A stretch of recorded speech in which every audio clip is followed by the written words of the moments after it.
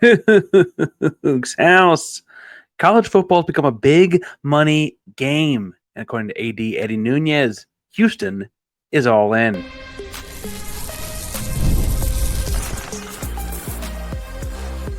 You are Locked On Coogs, your daily podcast on the Houston Cougars, part of the Locked On Podcast Network, your team every day.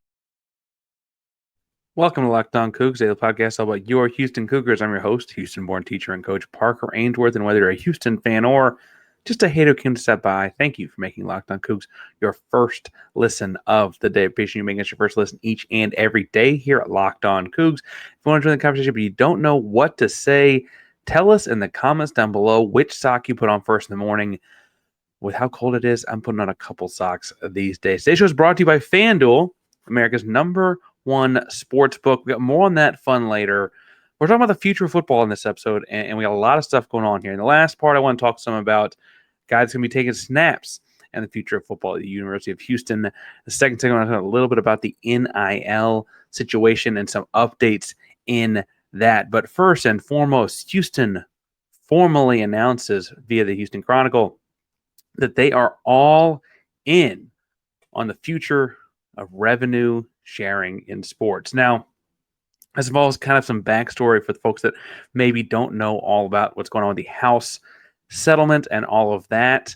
But it looks like we're going to have a ruling on April 7th, not so coincidentally around the end of the NCAA tournament. But you'll have a ruling on April 7th about when revenue sharing starts and how much, and all that's going to be figured out.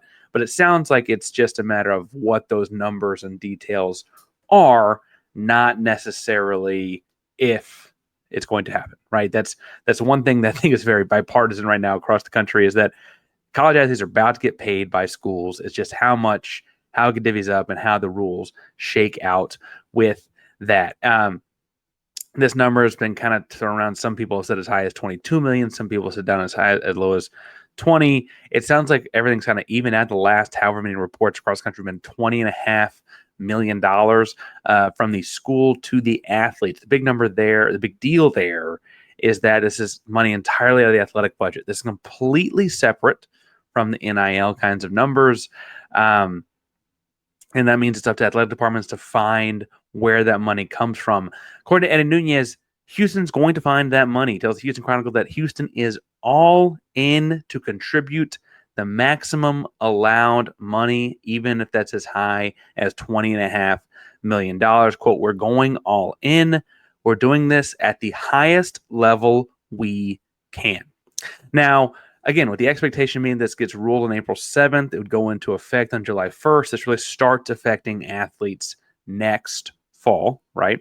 And I think the big deal there is obviously like, okay, you get $20.5 million. First of all, where's it coming from? Second of all, who's it going to, right? That's just how money and dividing up money and all that tends to go. That's right, where questions tend to come from. First, where the money's going to come from. This spring, Houston's getting $18 million from the Big 12. The big deal is in 2026, so a year from this spring, Houston will be getting the full $40 million share from the Big 12. Now, I'm not saying to spend all of that $22 million just into sharing with the players. Obviously, the athletes will get a large chunk of that, but it kind of actually helps Houston's bookkeeping, right? You were already trying to shift and find ways to grow the budget and those kind of things. As soon as you're trying to find another $20 to $22 million, you're going to have a boost in revenue of about $22 million. Again, some of that should go to other things as well. You should be continuing to grow other parts of where your income as a department is coming from. But it's kind of nice timing for Houston, as well. For what it's worth, sounds like Dr. Renu Couture is all on board with this plan. It was said in the article, I guess, that she's been consulted the whole way through and is very much in line with getting this money out to the players at the maximum level possible. Until they said $20.5 million, which is what it sounds like the number is going to be, Houston's going to give out $20.5 million. That number goes to 22. Based on what Nunez told the Chronicle, it sounds like Houston's in for the full 22. The number's as low as 18. I don't think it will be, but it sounds like Houston's going to be good for the 18, right? That's how this is going to go for the University of Houston. And so then people say, well, how's the money going to get divided up? Different models, different schools have all been thrown out. And Nunez says as we get closer to the ruling, they'll have more information on what they're going to do out with that. But with other models being out there, they have a lot of things to look at. Other schools where I said, here's whatever the number is, we're going to give this percent to this percent to that, et cetera. And it kind of, stands to reason that Houston would follow some of those. You don't have to reinvent the wheel here. But for instance, if they were to give just under 70% of that money to football, that would put them in like the upper portion of the Big 12, not the upper portion of the country necessarily, but the upper portion of the Big 12, and allow them to be competitive from a salary standpoint with the rest of the conference, right? So that's just under like 68, 69, 70% of that revenue. Then you could put a full quarter or between 23 and 25% of that money into men's basketball based on numbers floating around out there. That would put you in the top 10 to 15 schools in the country, which is also coincidentally competitively where the basketball program is, making them also a lot like their competition, right? That does leave a chunk there for the rest of the Olympic sports and things like that. And while I understand that, people would point out how that's a lot less money for the other 15 programs, the revenue coming into the athletic department is largely based on football and basketball. There is no single event that raises money for the athletic department like a home football game that sells out, right? There just isn't. That's just how much money comes in with football. So as we continue to grow the department, we continue to sell seats to more football games, sell tickets to more football games, and get more butts in seats at those football games. Again, that's the biggest way to help the department, as always. Butts in seats. Buy a coconut dog. Get your partner a sweatshirt. Whatever you got to do. Do it at the games, at the arenas. That obviously all goes to the athletic department. It's a big, big deal there. And interestingly, I think that's putting just under 70% into football and 23, 25% into men's basketball. Again, the roster a lot smaller in men's basketball, so who gets how much is interesting there. In a pre-NIL salary, having both of those programs in those echelons, the football program in the upper echelon of the Big 12, but maybe not the tip top, and men's basketball, in that top 10 to 15 nationally range, but not like 1, 2, 3, 4, 5 or whatever, is interesting because we've seen both of the coaching staffs of those programs do a lot if you just give them something close to what they're competing with. We saw what Willie Fritz did at Tulane with, what he could find and scavenge together. It took him a while, but at Tulane, pulling in guys and then helping win the American Athletic Conference and going on to beat USC and all that kind of stuff with, again, not the best athletes in the American Athletic Conference, but certainly guys he could develop into top-end athletes that, is similar to be like if you're in the top portion of the Big 12, you can develop those guys into being that next step. Same thing in basketball. Sampson has built this program on finding guys that, 2-star, 3-star guys and turning them into pros like he did with Jamal. Marcus was famously a very under-recruited guy as well. Quentin Grimes is a bounce back from Kansas. People have kind of stopped thinking about, and he turned him into a pro. The guy's killing it with the Mavs right now. Really great to see Quentin, Marcus. Jamal had a career high on Thursday night. Guys are doing great. The development of those guys, right? You're going to imagine, if you get Kelvin Sampson consistently with the roster talent of someone in the top 10 to 15, what the development looks like from there, right? I think that's a really, really strong way to go about this. I'm not saying they have to go 70, 25, and then leave that other 5 for everyone else. We'll see how they come out with it again.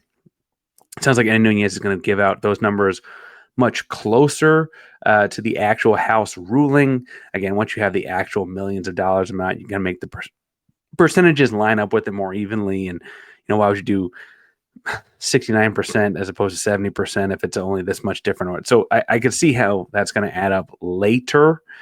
So we shall see. I want to stress, though, that this is completely separate from NIL. So still keep buying your tickets, still keep showing up to games. And if you can and are able, please continue to donate to things like On Coogs, which takes us to our second segment and the new director and what that role is for the Houston football program and their connection to the NIL world. But before we get too far into all of that, today's show is brought to you by TurboTax. Message from our sponsor, TurboTax. Are you tired of the endless waiting, wondering, and worrying about your taxes now? That's a thing of the past. See, taxes don't have to be complicated or stressful. TurboTax is here to change the game by matching you with TurboTax experts who can get to work on your return right away. No more waiting for answers. No more wondering if you're missing out on deductions when you've got one form or 20. Whether you got one form or 20, TurboTax experts give you taxes their undivided attention when you get real-time updates of the progress so you can focus on what really matters. You won't have to lift a finger, but you get the peace of mind knowing that your taxes are being handled by the pros. Ready for stress-free taxes and the most money back guaranteed? Head over to TurboTax.com today and get matched with your experts ready to take your taxes off your plate so you can focus on your day. Only available with TurboTax full line service, real-time updates. Only apply to the iOS mobile app. See guaranteed details at TurboTax.com/guarantees. Parker Ainsworth, Locked On Coogs. You're talking about the future of Houston Cougar football has been dictated. A couple things this week, popping off and shaking up things with the money in the football program. Most specifically in this conversation with the NIL Director. Houston formerly hired a NIL Director in conjunction with Lincoln Cougs and their football program. And I think, first of all, I should point out that guy is Matt Ungashick, Matt Ungi on Twitter, Matt_Ungi, but Matt Ungashick. And it it sounds like this is a young guy, a hustler guy, go-getter kind of guy, and a really like workaholic, puts 20 hours in a day kind of guy. And I really had, I text back and forth a couple people that know Matt. I don't know Matt yet personally. I did reach out and say congrats and say, if you want to come on the show and talk about it, let me know. So we'll see where those kind of things go. But in talking with people that know him, really, really like what they had to say about this guy and how he fits into this role. So first, what is an NIL director and how is it this person's technically connected with Lincoln Cougs and all that kind of stuff? And really the job is mostly a liaison. They're connecting brands that want to be involved with athletes that can help them raise their profile. And what you're doing here is as this like connector type of position, right?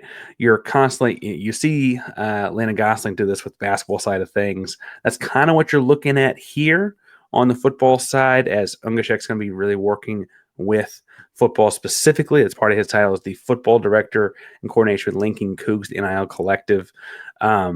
And I think that what's really important about this is the first thing someone said when I asked about Matt, when I asked them about him, was that he's the kind of guy that's never met a stranger. You need that warmth, that personality, those soft skills.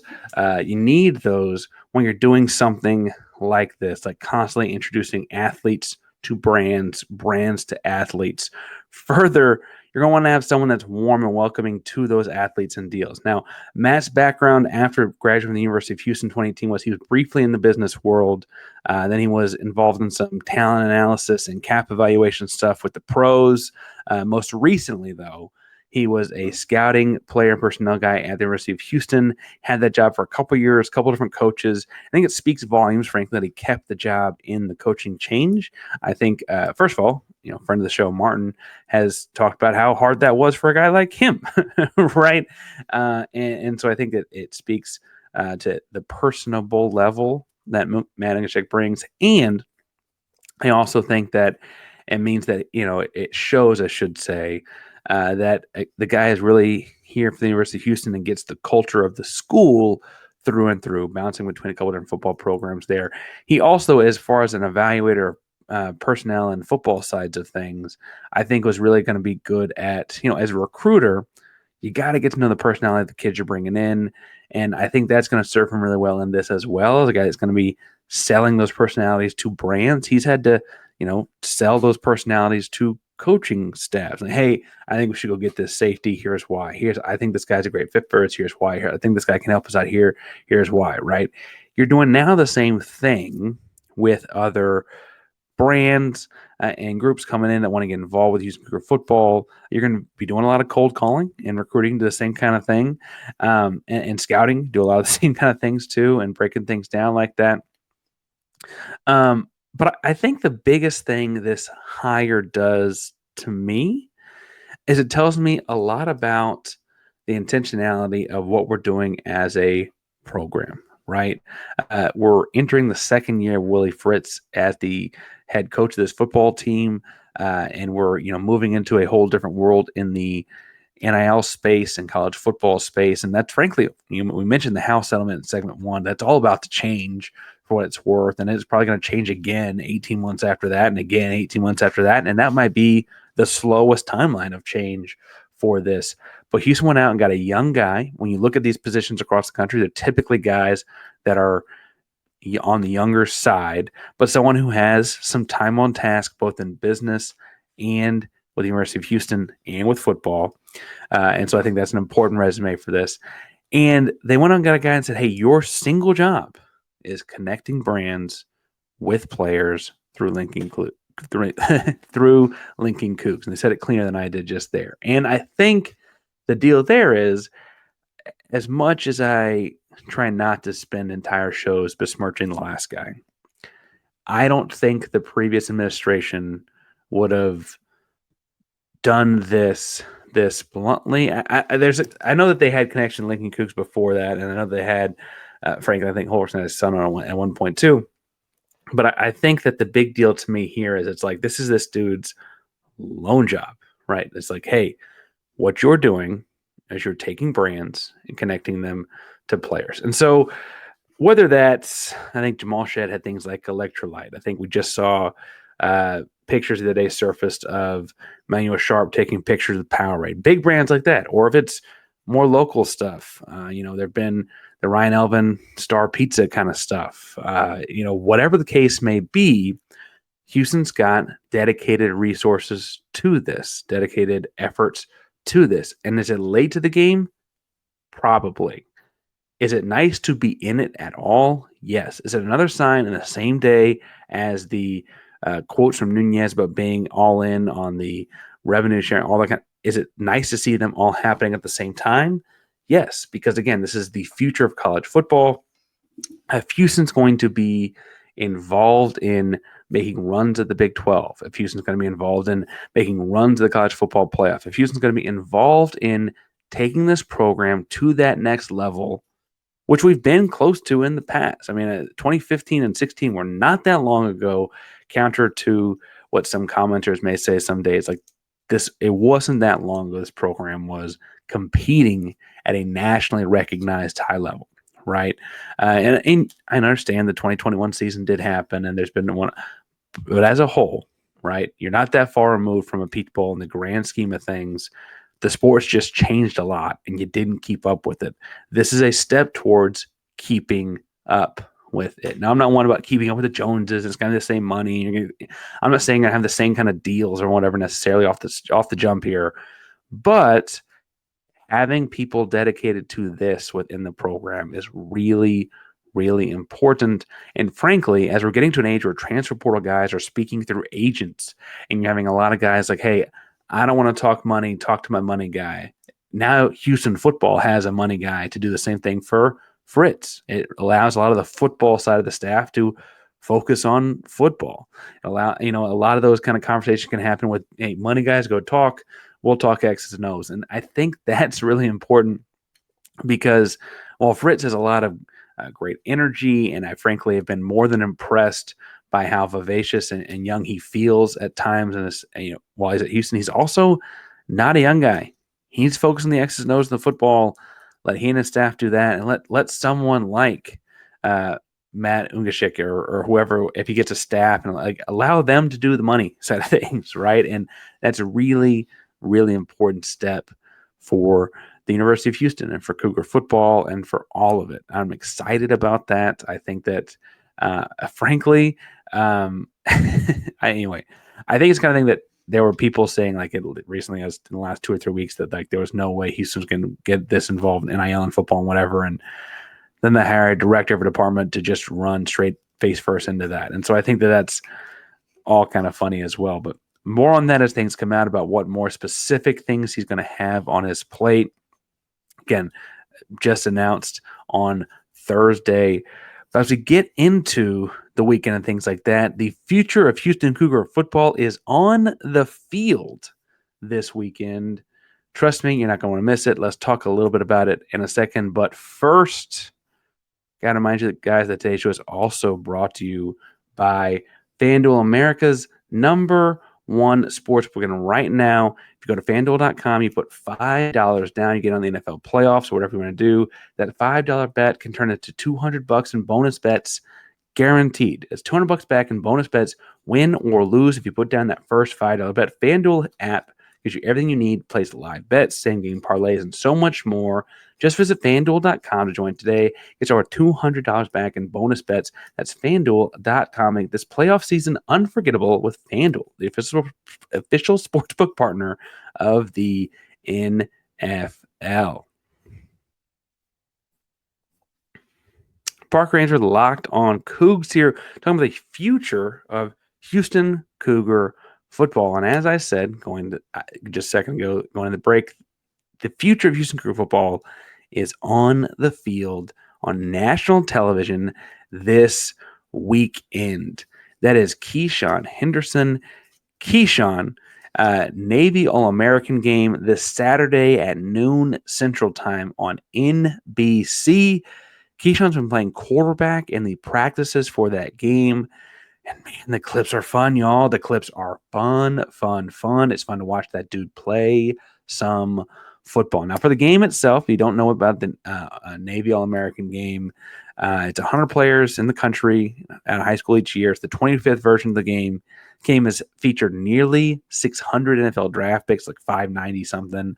18 different Heisman winners have played in this game. Keyshawn's going to be making a run at both of those things. There's my hot take, not so hot take. Keyshawn's been making a run at both of those things. Keyshawn's been playing quarterback at this camp. I think it's important because he's a nationally ranked 5-star recruit as an athlete. He's from Houston. Houston has said that he can come to Houston and play quarterback. That's what they've recruited him as. And I think what's important is that, Houston identified that he could play quarterback at a high level early, not just as an athlete. And he's stuck with Houston. That's a loyalty game that Houston's going to keep on playing. And he's been very vocal about sticking with Houston. It sounds like in the quarterback piece, that being very, very important. But it doesn't look like it's just Houston anymore talking about his quarterback ability in the practices. There's all these different scouts and analysts watching, and they come out with clips and they're tweeting and talking and writing and blogging about all these different things. Comment how impressive his arm strength is, how impressive his release speed is, how accurate he is down the field, how he fits the ball into tight windows and things like that. This is a kid with a year left of high school. Keyshawn Henderson's a 5-star in the class of 2026, and he's one of the top 100 players in the country this year. That's just how good the kid is, man. And here's the deal: is Houston got in and told the kid he could play quarterback early.